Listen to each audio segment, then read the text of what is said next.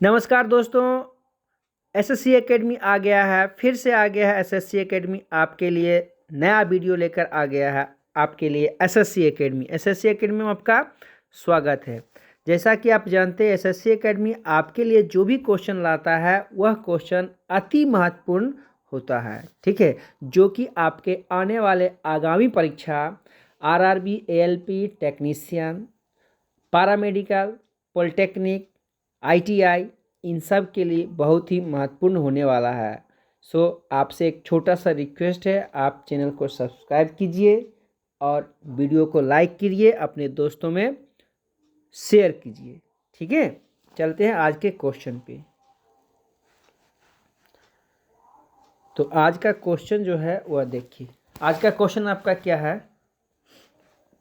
Question है, insulin नामक hormone है। इंसुलिन नामक हार्मोन है। ऑप्शन ए है आपका ग्लाइकोलिपिड, ऑप्शन बी है बसीय अम्ल, ऑप्शन सी है पेप्टाइड, ऑप्शन डी है स्टेरॉल। ठीक है, तो इंसुलिन नामक जो हार्मोन आपका है वह आपका क्या है? पेप्टाइड है। वह क्या है आपका? पेप्टाइड। ठीक है, आपका आंसर क्या हुआ? Option number C. अब थोड़ा सा इसके बारे में जानते हैं। इंसुलिन नामक जो हार्मोन है वह कहाँ से निकलता है? ऐसा क्वेश्चन आपके परीक्षा में आएगा। इंसुलिन नामक जो हार्मोन है वह पेंक्रियाज के बीटा सेल से निकलता है। ठीक है, पेंक्रियाज का हिंदी होता है अग्नाशय। इंसुलिन का काम क्या होता है? आपके बॉडी में ग्लूकोज के लेवल को कंट्रोल करना। आपने सुना होगा आपके आसपास पड़ोस में किसी व्यक्ति को एक बीमारी हो जाती है जिसको लोग बोलता है शुगर। आपने ठेठी भाषा में क्या बोलता है? चीनी हो गया। तो जिस व्यक्ति को चीनी हो जाता है इसका मतलब उसके बॉडी में इंसुलिन का जो लेवल है वो ख़राब हो गया है, इंसुलिन सही से नहीं बन रहा है, इसलिए उसके बॉडी में ग्लूकोज का लेवल बढ़ जाता है, इसलिए उसको बोलते हैं शुगर हो गया। ठीक है, तो उसको इंजेक्शन जो देते हैं उस इंजेक्शन में क्या होता है? और जो चमड़ी में दिया जाता है वो क्या होता है? इंसुलिन होता है। ठीक है, चलिए अगले क्वेश्चन पे चलते हैं। अगला क्वेश्चन देखिए। अगला क्वेश्चन बोल रहा है, मानव शरीर के किस अंग में लसिका कोशिका मानव शरीर के किस अंग में लसिका कोशिका का निर्माण होता है?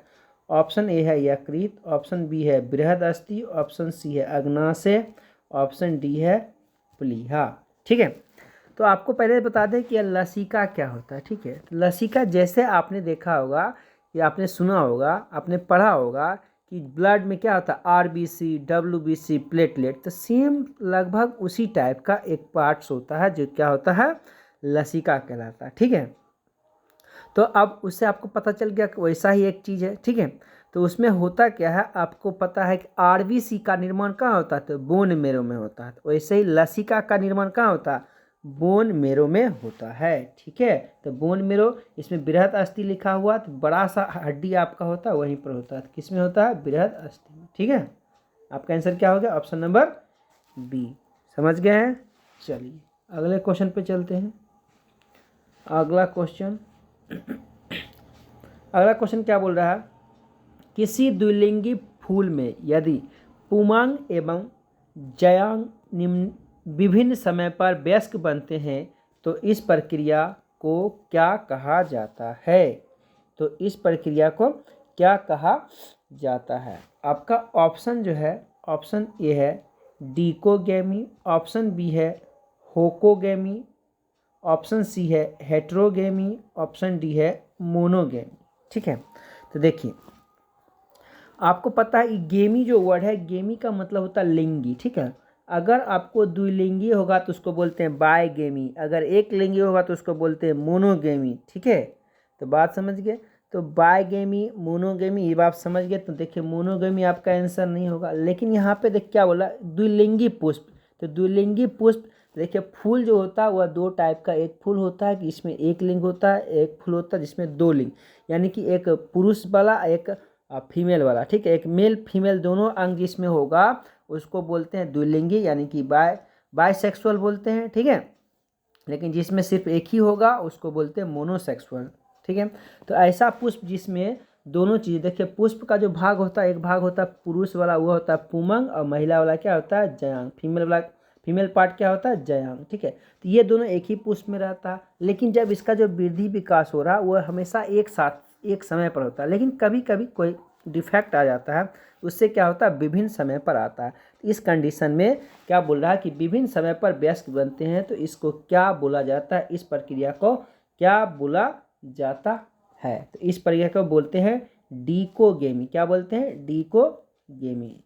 ठीक है, चलिए आगे चलते हैं, अगले क्वेश्चन पे चलिए।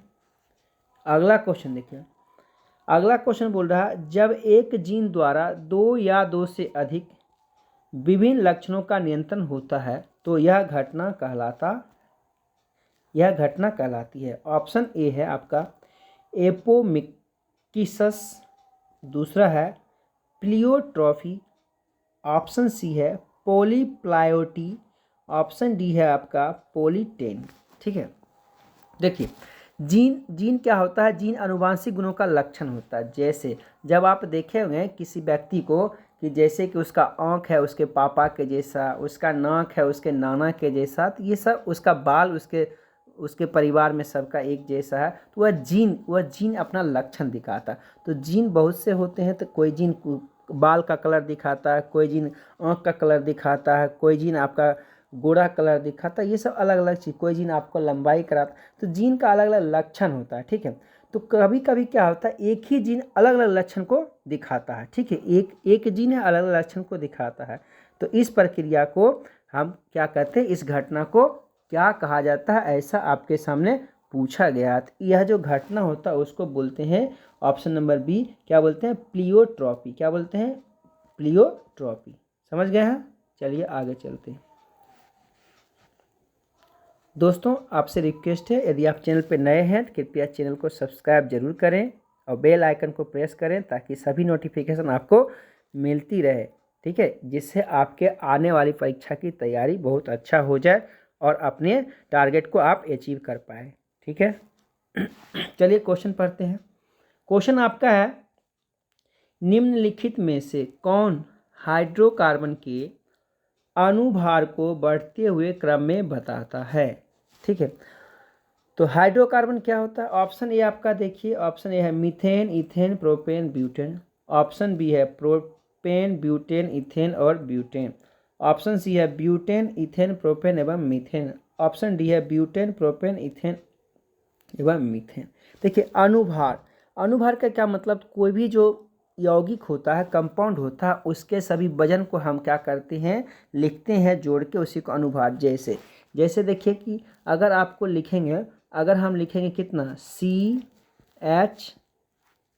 CH कितना लिखेंगे 4, इसको बोलते हैं मीथेन। तो इसका CH4 का जब भार की बात करेंगे तो आप बोलिए कार्बन का भार कितना होता है? कार्बन का भार होता है 12। ठीक है, कार्बन का भार होता है 12, हाइड्रोजन का होता है 1, लेकिन 4 हाइड्रोजन है तो यह 4, इसका कितना हो गया 16, इसका कितना हो गया? अगर पूछेंगे कि मीथेन का भार कितना है तो 16। ऐसे ही आपको इसमें पूछा है कि बढ़ते हुए क्रम में सजाइए। ठीक है, तो बढ़ते हुए क्रम में आपको सजाना है, तो देखिए पहला मीथेन, दूसरा है इथेन, तीसरा है प्रोपेन, चौथा है ब्यूटेन। ये बिल्कुल बढ़ते हुए क्रम में कैसे? क्योंकि आप जब हाइड्रोकार्बन पढ़ेंगे, कार्बन एंड देयर कंपाउंड, उसमें सबसे पहले आपको पढ़ाया जाता है, क्या पढ़ाया जाता है? संतृप्त हाइड्रोकार्बन। ठीक है, जिसको बोलते हैं सैचुरेटेड हाइड्रोकार्बन। ठीक है, संतृप्त में पहला क्या होता है? आपको याद भी होगा 10वीं क्लास में आप पढ़े होंगे, methane, ethane, propane, butane, pentane.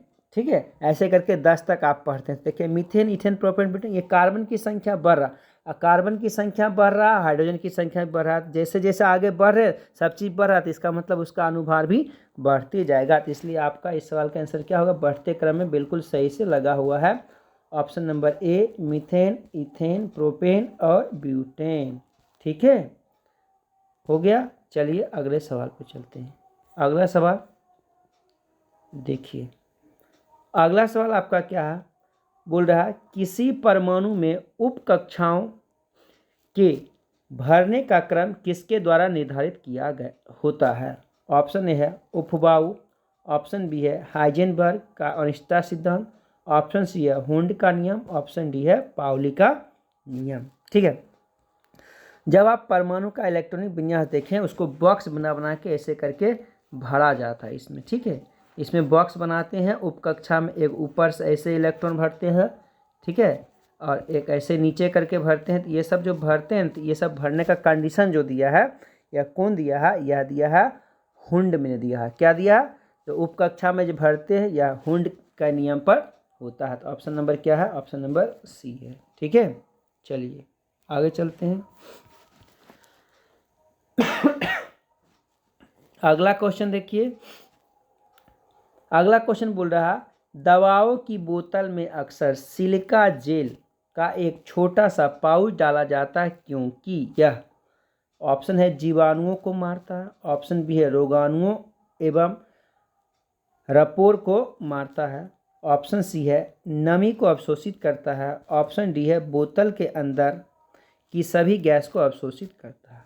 ठीक है, तो क्वेश्चन आपका है दवा का कोई बोतल आप खरीदते हैं तो लिक्विड ब्लेंडर, ऐसा बोतल जिसमें कि टैबलेट जैसा हो, बोतल से बंद रहता है, तो उसको जब खरीद के लाते हैं तो आप खोलिएगा तो उस बोतल में क्या होगा, उस बोतल में देखिएगा तो एक छोटा सा पाउच होगा, एक पैकेट छोटा सा बंद, दवा होगा ही, उसके बाद छोटा सा पाउच इसमें रखा होगा। ठीक है, उसमें कुछ भरा हो रहता है, तो क्या भरा रहता है, वह रहता है सिलिका जेल। क्या भरा रहता है, सिलिका जेल। क्यों भरा रहता है, तो उसने पूछा, बता, क्वेश्चन पूछा है क्यों भरा रहता है, यही आपको बताना है। यह भरा रहता है उसमें, जैसे दवा अगर रख देंगे उसमें नमी हो जाएगा तो नमी होकर दवा गल जाएगा, खराब हो जाएगा, इसलिए उस नमी को सोखने के लिए रखा जाता है। तो ऑप्शन नंबर क्या होगा आपका, सी सवाल का आंसर है, नमी को सोखने के लिए। इसमें दो सवाल बन गया, आपको बोलेगा कि दवा का बोतल में एक छोटा सा पाउच रहता है उसमें क्या भरा रहता है, तो उसका आंसर होगा सिलिका जेल। फिर पूछेगा सिलिका जेल जो भरा रहता है उसका क्या काम होता है, तो नमी सोखने के लिए। ठीक है, चलिए अगले क्वेश्चन पे चलते हैं। क्वेश्चन नंबर अगला बोलता है लहसुन की अभिलाक्षणिक गंध होती है। लहसुन आप खाए हैं, देखें, लहसुन में जो गंध होता है वह क्यों होता है, यही आपसे पूछा जा रहा है। ठीक है, यही आपसे पूछा जा रहा है। ऑप्शन ए है सल्फर के यौगिक, ऑप्शन बी है फ्लूओरीन के यौगिक, ऑप्शन सी है क्लोरो यौगिक, ऑप्शन डी है एसिटिक एसिड। ठीक है, तो सल्फर के कारण क्या होता है, लहसुन में गंध होता है। लहसुन गंध होता है किसके कारण, सल्फर के यौगिक के कारण। ठीक है, एक इसमें ऑप्शन देखिए क्या है, एसिटिक अम्ल। ठीक है, आपको कमेंट में एसिटिक अम्ल का फॉर्मूला लिख के बताना है। ठीक है, चलिए आगे चलते हैं। अगला क्वेश्चन देखिए।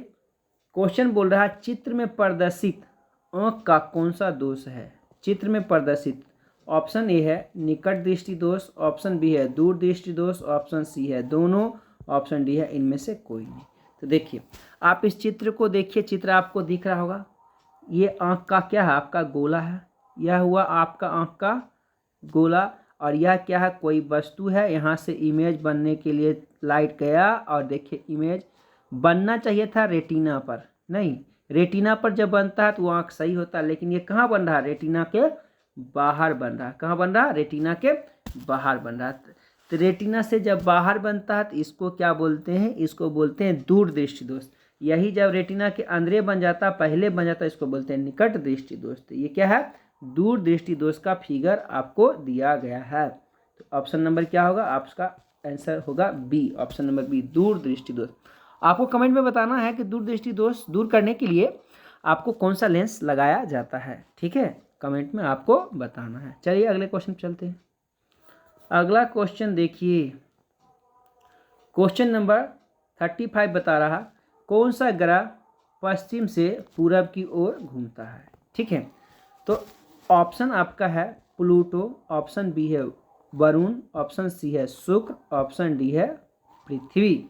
ठीक है, तो आपको बता दें इसमें से आपका जो पृथ्वी है, आपका पृथ्वी क्या है, पृथ्वी घूमता है पश्चिम से पूरब की ओर, यानी कि एंटी क्लॉकवाइज आपका पृथ्वी घूमता है। ठीक है, तो आपको बता दें हमारे सौर मंडल में ग्रहों की संख्या कितनी है, 8। ठीक है, सौर मंडल में ग्रहों की संख्या कितनी है, 8। तो पहला क्या होता है, आपका बुध होता है, उसके बाद शुक्र होता है, बुध शुक्र, उसके बाद पृथ्वी, बुध शुक्र पृथ्वी, मंगल, बृहस्पति, शनि, अरुण और वरुण।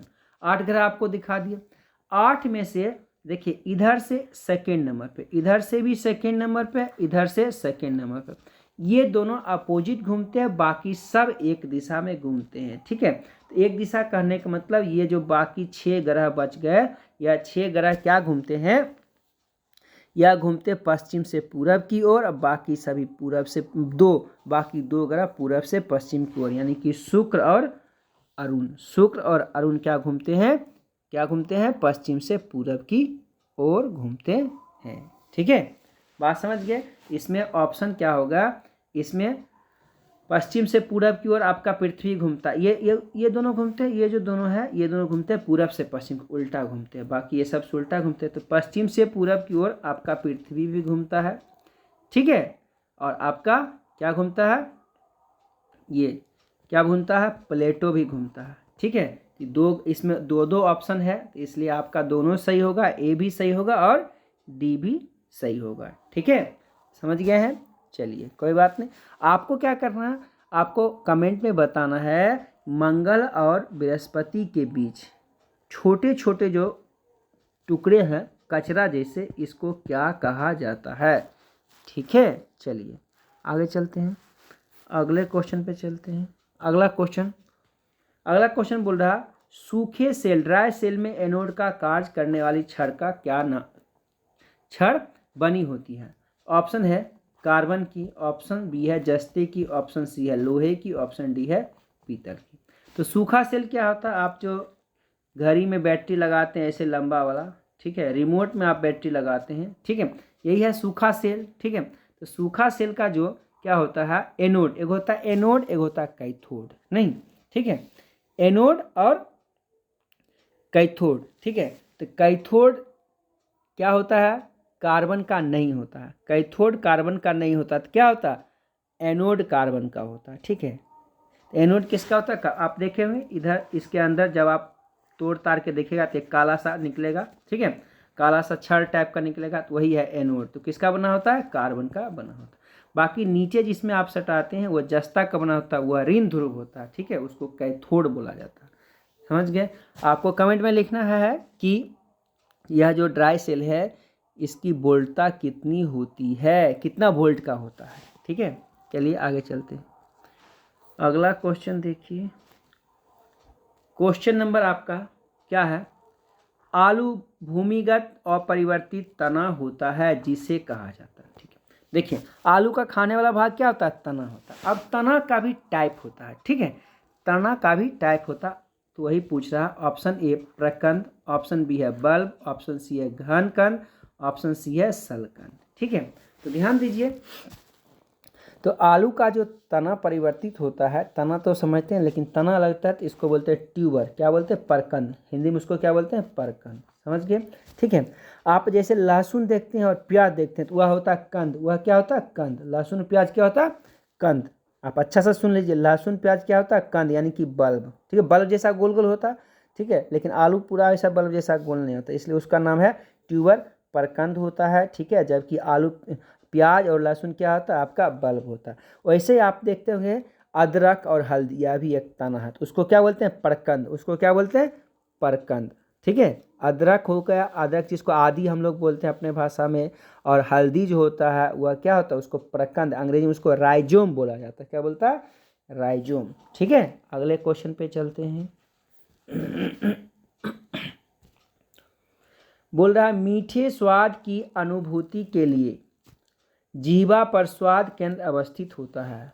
ऑप्शन है मध्य भाग, ऑप्शन बी है अग्रभाग, ऑप्शन सी है आधार पर, ऑप्शन सी है पृष्ठ पर। ठीक है, यानी कि देखिए आपका यह जीभ है, तो जीभ ये हुआ, तो जीभ का इधर तो आपका मुंह हो गया, ठीक है, तो यह हुआ जीभ का भाग। तो जीभ का ये जो यहाँ वाला आगे वाला, सबसे आगे वाला भाग होता है, ये होता है मीठा। ठीक है, और सबसे जो पीछे वाला भाग होता है वह होता है तीखा, और साइड वाला जो भाग होता है वह कौन सा भाग होता है, वह होता है खट्टा।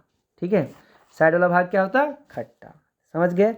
इसने क्या पूछा है, इसने पूछा मीठा, तो मीठा एकदम आगे वाला भाग होता है। ठीक है, तो मीठा क्या होगा, अग्रभाग। ठीक है, आपको अगर नहीं विश्वास है तो ऐसे में आप जब भी देखिए, जब भी आप मिर्ची खरीदते हैं दुकानदार से, हरी मिर्च आप खरीदते हैं, उस समय आप बोलते हैं तीता है, दुकानदार बोलता है एक बार खा के देख लीजिए। नहीं, आप भी क्या करते हैं, आप क्या कीजिए, मिर्ची को चखिए, मुंह में लीजिए और थोड़ा सा जीभ पर सटाइए और तुरंत डिसीजन दीजिए तो कहिएगा ओ तीता नहीं है, लेकिन कुछ देर के बाद आपको तीता लगे। क्यों? क्योंकि वह तीता घुल के जब जीभ के पीछे भाग में जाएगा, जीभ के पीछे भाग में, तब आपको फील होगा। ठीक है, इसीलिए तीता कहाँ लगता है? पीछे भाग में लगता है, ये जान लीजिए। समझ गए? चलिए आगे चलते हैं। अगला क्वेश्चन आपका क्या है? अगला क्वेश्चन बोल रहा है मत्स्य स्पीसीज वर्ग का प्राणी है। ऑप्शन ए है जेली फिश, ऑप्शन बी है स्टार फिश, ऑप्शन सी है शार्क, ऑप्शन डी है सिल्वर फिश। ठीक है, तो आपको बता दें मत्स्य वर्ग का जो प्राणी है इसमें से शार्क है। शार्क एक मछली है। बाकी देखिए जेली फिश लिखा है, स्टार फिश लिखा है, सिल्वर फिश, ये सभी मछली नहीं है, ये सब फॉल्स फिश है। नहीं, ठीक है, ये सब फॉल्स फिश है। यानी जेली फिश कैसा? झूठा मछली है। स्टार फिश कैसा? झूठा मछली है। सिल्वर फिश कैसा? झूठा मछली है। ठीक है, सिल्वर फिश कैसा? झूठा मछली। आपसे पूछा जा सकता है सिल्वर फिश किसका है? तो ऑर्थोपोडा। सिल्वर फिश किसका है? ऑर्थोपोडा संघ का जीव है। जैसे जिसमें कीड़ा मकोड़ा होता है, जिसका पैर जुड़े हुए होते हैं, 6 पैर होते हैं, 8 पैर होते हैं, ठीक है, वो सब क्या होता है? ऑर्थोपोडा। सिल्वर फिश क्या है? आपका ऑर्थोपोडा का जानवर है। ठीक है, समझ गए? वैसे ही जेली फिश फिश नहीं है, स्टार फिश फिश नहीं है। ठीक है, आपको सिल्वर फिश फिश नहीं है। आपको कभी कभी पूछा जाता है इनमें से कौन सा फॉल्स फिश है, तो ये 3 का नाम याद रख लीजिए, ये सब फॉल्स फिश है। ठीक है, ट्रू फिश इसमें से शार्क है। ठीक है, जेसी क्राई कूडे स्टार क्या होता है? जेसी क्राई कूडे स्टार। ठीक है, जे से हुआ जेली, सी से हुआ सिल्वर, स्टार से स्टार फिश होगा। ठीक है, जेसी क्राई। ठीक है, और उसके बाद कूडे स्टार। ठीक है, तो उसके बाद स्टार, एक क्राई हमने बोला, क्राई भी क्या होता है? क्राई भी एक मछली जैसा बोलते हैं, जबकि वह मछली नहीं है। ठीक है, बात बुझ गए? एक होता है डेविल फिश, वह भी एक मछली नहीं है। ठीक है, तो ये सब क्या फॉल्स फिश है। हमने क्या बोला? जेसी क्राई कूडे स्टार। ठीक है, तो जे से हुआ जेली, सी से हुआ सिल्वर, क्राई से क्राई मछली हो गया। ठीक है, उसके बाद डे से डेविल फिश हो गया। ठीक है, जेसी क्राई कूडे स्टार, स्टार से स्टार फिश हो गया। ठीक है, ये सभी क्या है? फॉल्स फिश है। चलिए, यानी कि मछली नहीं है। आगे चलते हैं। अगला क्वेश्चन, क्वेश्चन नंबर 40। क्विनबन क्रिया में कौन सी गैस उत्पन्न होती है? ऑप्शन ए है कार्बन डाइऑक्साइड, ऑप्शन बी है सल्फर डाइऑक्साइड, ऑप्शन सी है ऑक्सीजन, ऑप्शन डी है हाइड्रोजन। तो क्विनबन प्रक्रिया में आपका कार्बन डाइऑक्साइड गैस निकलता है। क्विनबन प्रक्रिया में कौन सा गैस निकलता है? कार्बन डाइऑक्साइड गैस निकलता है। चलिए आगे चलते हैं। क्वेश्चन क्या बोल रहा है? निम्नलिखित में से विषाणु जनित रोग कौन सा है? विषाणु जनित रोग कौन सा है? ठीक है, देखिए ऑप्शन है हैजा, ऑप्शन बी है मलेरिया, ऑप्शन सी है टाइफाइड, ऑप्शन डी है एड्स। आपको पता है कि विषाणु द्वारा क्या होता है? इसमें से एड्स होता है। विषाणु द्वारा क्या होता है? एड्स। ठीक है, मलेरिया किसके द्वारा? तो मलेरिया होता है प्रोटोजोआ के कारण। ठीक है, हैजा किसके कारण होता है? बैक्टीरिया के कारण होता है। टाइफाइड किसके कारण होता है? बैक्टीरिया के कारण होता है।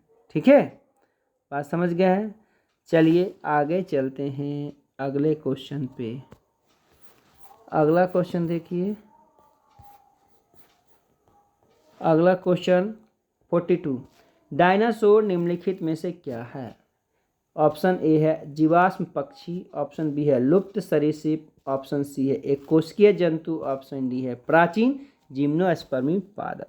तो डायनासोर के बारे में आपने बहुत सुना होगा। डायनासोर एक जीव था। ठीक है, वह एक सरीसृप है, तो लुप्त हो चुका है, मतलब अब नहीं है। क्या है यह? लुप्त सरीसृप। ऑप्शन नंबर बी आपका आंसर है। चलिए आगे चलते हैं। ऑप्शन नंबर, क्वेश्चन नंबर 43 बोलता है पुष्प विभिन्न रंगों के होते हैं क्योंकि उसमें पाया जाता है। ऑप्शन ए है पर्णहरित, ऑप्शन बी है केरोटीन, ऑप्शन सी है जेंथोफिल, ऑप्शन सी है एंथोसाइनिन। ठीक है, देखिए पुष्प मतलब फूल, फूल का रंग किसके कारण अलग अलग रंग का होता है? देखिए पर्णहरित तो पत्ता का रंग होता है, केरोटीन गाजर का पीला रंग होता है। ठीक है, जेंथोफिल और एंथोसाइनिन, तो जेंथोफिल किसी कलर, खास कलर का जब क्वेश्चन आएगा तब, लेकिन एंथोसाइनिन किसी भी, मतलब कहेगा किसी फूल में जो कलर होता है, अभी कौन कलर हुआ, लाल हरा पीला, ऐसा नहीं बोला है उसने, बोला है पुष्प में जो कलर होता है किसके कारण होता है, तो उस समय इसका आंसर होता है एंथोसाइनिन। जब किसी पर्टिकुलर कलर की बात होता है तो उसका अलग अलग जवाब होता है। तो एंथोसायनिन के कारण क्या होता है, पुष्प का कलर होता है। ठीक है, चलिए अगले क्वेश्चन पे चलते हैं। अगला क्वेश्चन देखिए, हाँ अगला क्वेश्चन क्या है, पादप हार्मोन है। ठीक है, देखिए इसमें से पादप हार्मोन की बात कर रहा है। ऑप्शन ए है जिबेरेलिन, ठीक है, ऑप्शन ए है जिबेरेलिन, ऑप्शन बी है साइटोकाइनिन, ऑप्शन सी है ऑक्सिन, ऑप्शन डी है उपयुक्त में से सभी। तो देखिए जिबेरेलिन भी क्या है, आपका हार्मोन है, साइटोकाइनिन भी क्या है, यह हार्मोन है, ऑक्सिन भी क्या है, यह हार्मोन है।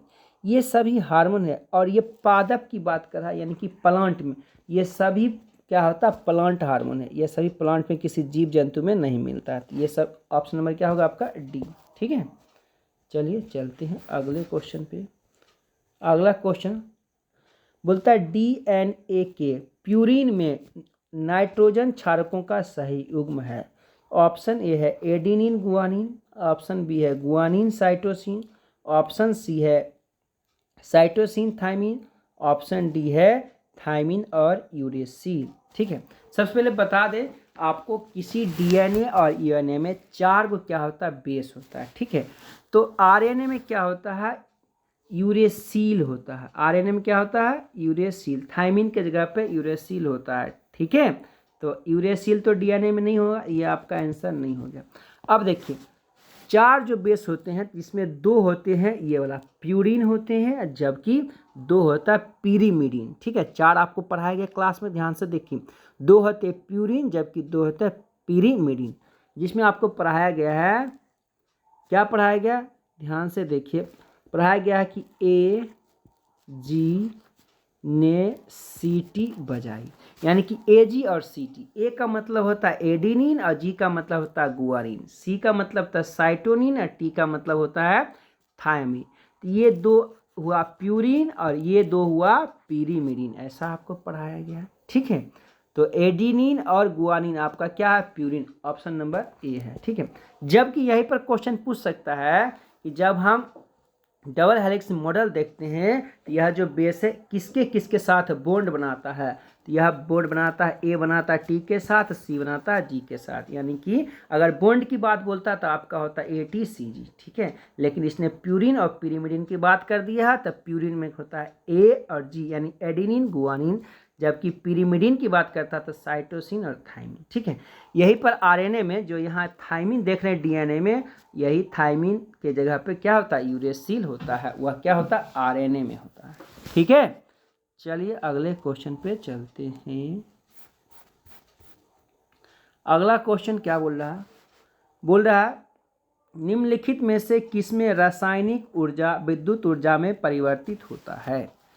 ऑप्शन ए आपका है वोल्ट मीटर, ऑप्शन बी आपका है डायनेमो, ऑप्शन बी है विद्युत सेल, ऑप्शन डी है विद्युत मोटर। तो इसमें से सभी ऐसे ऐसे हैं जिसमें कि वोल्ट मीटर किसी ऊर्जा को बदलता है। वोल्ट मीटर क्या है, वोल्ट मापता है, यानी कि विभवांतर मापता है, तो ये ऑप्शन ए नहीं होगा। डायनेमो क्या करता है, आपको जानकारी होना चाहिए। डायनेमो क्या करता है, डायनेमो यांत्रिक ऊर्जा को विद्युत ऊर्जा में बदलता है, जबकि विद्युत मोटर क्या करता है, तो विद्युत ऊर्जा को यांत्रिक ऊर्जा में बदलता है। तो बच गया कौन, विद्युत सेल। विद्युत सेल रासायनिक ऊर्जा को विद्युत ऊर्जा में बदलता है। ऑप्शन नंबर सी आपके आंसर हुए। ठीक है, चलिए अगले क्वेश्चन पे चलते हैं। अगला क्वेश्चन बोल रहा है निम्नलिखित में से कौन सा आमतौर पर वायु प्रदूषक नहीं है। ठीक है, ऑप्शन ए है सल्फर डाइऑक्साइड, ऑप्शन बी है कार्बन डाइऑक्साइड, ऑप्शन सी है हाइड्रोकार्बन, ऑप्शन डी है नाइट्रस ऑक्साइड। ठीक है, तो वायु प्रदूषक यानी कि प्रदूषण में जो इसमें से कौन सा नहीं लेता, सल्फर डाइऑक्साइड प्रदूषण करता है, कार्बन डाइऑक्साइड प्रदूषण करता है, नाइट्रस ऑक्साइड प्रदूषण करता है। ठीक है, लेकिन हाइड्रोकार्बन जैसे मीथेन, इथेन, प्रोपेन, ये प्रदूषण जब तक ये जलेगा नहीं तब तक प्रदूषण नहीं करेगा। तो क्या हो गया, हाइड्रोकार्बन हो गया। ठीक है, आपका आंसर। चलिए अगले क्वेश्चन पे चलते हैं। अगला क्वेश्चन दोस्तों, आपसे एक रिक्वेस्ट है, आप चैनल पे नए हैं, चैनल को सब्सक्राइब कीजिए, वीडियो को लाइक कीजिए, दोस्तों में शेयर भी कीजिए। आपके एक शेयर करने से, एक लाइक करने से हमारा मोटिवेशन बढ़ता है और हम और भी अच्छे अच्छे काम आपके लिए करने की कोशिश करते हैं, जो आपकी परीक्षा के लिए बहुत ही फायदेमंद होगा। ठीक है, चलिए क्वेश्चन क्या पूछा है, निम्नलिखित में से यूरिया का सूत्र कौन सा है। देखिए ऑप्शन है CONH2, ऑप्शन है CONH2 का होल 2, ऑप्शन है C2H2OH, ऑप्शन डी है HNCO। तो आपको पता है यूरिया का फार्मूला होता है, ठीक है, यूरिया का फार्मूला होता है NH, क्या होता है NH2, और उसके बाद होता है CO, और फिर से होता है NH2। ठीक है, NH2CO NH2, NH2CO NH2 जब होता है, ठीक है, तो बात आपको समझ में आया। यानी कि NH2 दो बार, CO एक बार, तो NH2 दो बार, CO एक बार किस में है, तो ये है ऑप्शन नंबर बी में आपका आंसर हुआ। आपको कमेंट में लिखना है यूरिया प्रयोगशाला में पहली बार किसने बनाया। ठीक है, चलिए कमेंट में आपको लिखना है यूरिया किसने बनाया। चलिए अगले क्वेश्चन पे चलते हैं। क्वेश्चन नंबर 49 बोल रहा फसलों पर आक्रमण करने की कीट प्रायः कौन सी अवस्था अधिक हानि पहुंचाती है।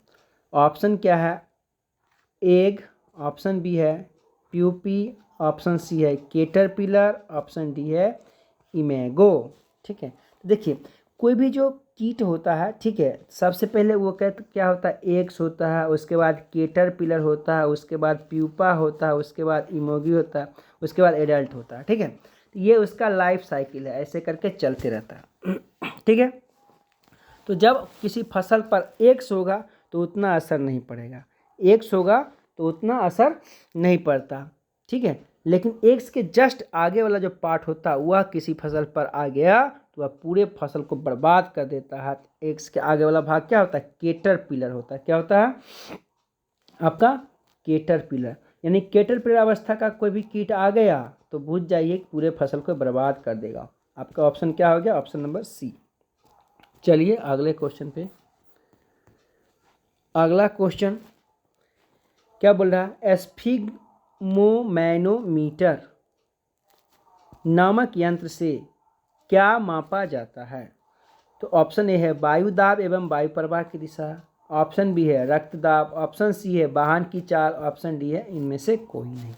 ठीक है, एस्फिग्मोमैनोमीटर जो यंत्र है उससे हम मापते हैं रक्त दाब, ब्लड प्रेशर। क्या मापते हैं, ब्लड प्रेशर। ठीक है, ब्लड प्रेशर मापते हैं। आपको बता दें यह जो ब्लड प्रेशर मापने वाला यंत्र है इसमें किसका उपयोग किया जाता है, पारा का। ठीक है, और नॉर्मल व्यक्ति का जो ब्लड प्रेशर होता है वह कितना होता है, 120, ऊपर में होता है 120, ठीक है, और नीचे में होता है 80। 120/80 आपसे क्वेश्चन कभी कभी पूछा जाता है कि नॉर्मल ब्लड प्रेशर कितना होता है, 120/80। ठीक है, ब्लड प्रेशर मापने वाला यंत्र का क्या नाम है, एस्फिग्मोमैनोमीटर। चलिए तो दोस्तों आपका 50 क्वेश्चन कंप्लीट हुआ है। तो आपसे रिक्वेस्ट है आप चैनल को सब्सक्राइब करेंगे। Thanks for watching, thank you, bye bye, have a nice day. Okay.